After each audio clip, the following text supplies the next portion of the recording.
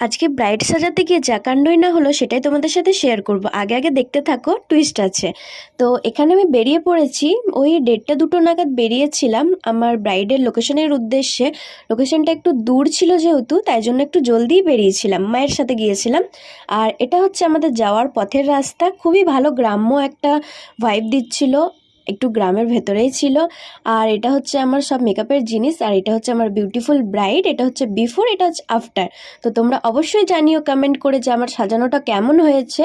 এটা হচ্ছে reception bride ছিল, আর ওর চুলের মধ্যে ঘি দিয়ে সিঁদুর লাগিয়েছিল, তাই জন্য মাথাতে অনেকটা সিঁদুর ওঠেনি। তো এখানে আমি আমার ব্রাইডের সাথে একটু হাসি মজাক করতে করতে কাজ করছিলাম। আর ব্রাইড আমার খুবই ভালো ছিল, ব্যবহার খুবই ভালো। ব্রাইডের শ্বশুরবাড়ির লোক মানে যে আমাকে বুক করেছিল তারও ব্যবহার খুবই ভালো ছিল। এর মাঝে আমার 5-6টা পার্টি মেকআপ ছিল, সেগুলো আমি একটাও প্রচুর ব্যস্ততার মধ্যে কেটেছে। তো এর